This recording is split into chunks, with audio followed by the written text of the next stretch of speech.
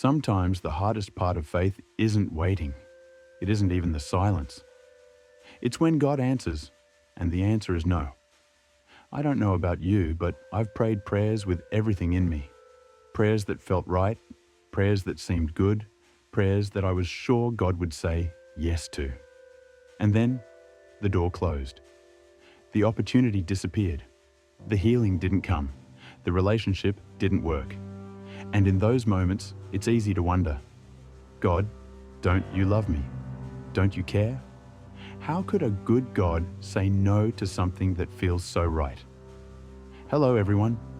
Today, I want to talk about something we don't often hear in church: how to trust God when the answer isn't what you hoped for.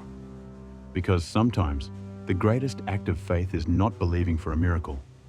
It's surrendering to a no and believing He is still good. I think all of us carry prayers that haven't been answered the way we wanted.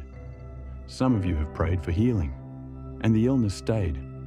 Some of you have prayed for reconciliation, and the person left anyway.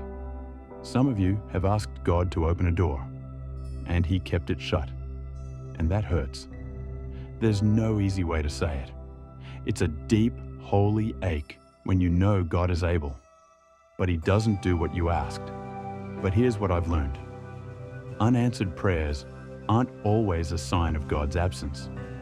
Sometimes they are a sign of His love, because He sees the whole picture.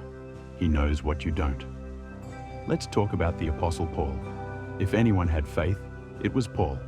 He preached the gospel across continents, performed miracles, endured persecution, and yet he had something he called a thorn in the flesh. We don't know exactly what it was. Maybe a physical illness, maybe emotional pain. But whatever it was so painful that Paul begged God to take it away. 2 Corinthians 12:8-9, NIV. 3 times I pleaded with the Lord to take it away from me. But He said to me, "My grace is sufficient for you, for my power is made perfect in weakness." God didn't say yes. God didn't remove the thorn. God didn't explain everything. He simply said, "My grace is enough." Think about that. Paul, the man who raised the dead and healed the sick, prayed for relief.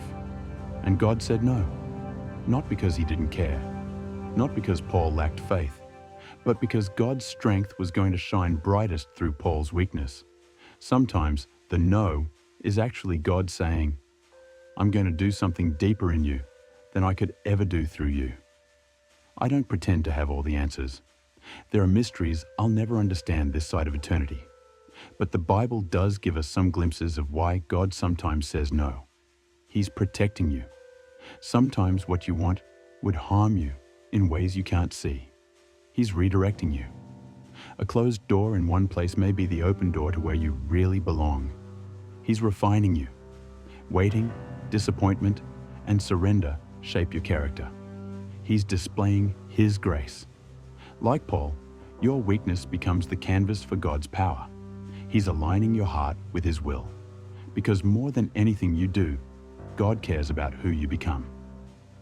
And if you ever feel like God's no means you're unloved or abandoned, remember this: even Jesus heard no. In the Garden of Gethsemane, hours before the cross, He prayed. Matthew 26:39, NIV. "My Father, if it is possible, may this cup be taken from me. Yet not as I will, but as you will." Jesus, the Son of God, asked if there was another way, and the Father's answer was silence. And ultimately, no. But that no wasn't rejection. It was redemption. Because through that sacrifice, salvation came to the world. If God could say no to His own Son, not out of anger, but out of a higher purpose, how much more can we trust Him when He says no to us? Faith is not just believing that God can do what you ask. Faith is trusting Him when He doesn't. It's saying, "God, I don't understand. This hurts.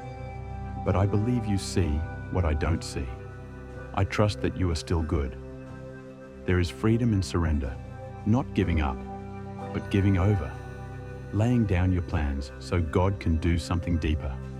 It doesn't mean you stop praying bold prayers. It doesn't mean you stop believing for miracles, but it does mean you release the outcome into His hands. Because when you trust God's plan over your own, you find a peace the world can't give you. So what can you do when you hear no? Grieve honestly. God isn't offended by your pain. He invites it. Remember His faithfulness. Look back on every time He carried you through disappointment.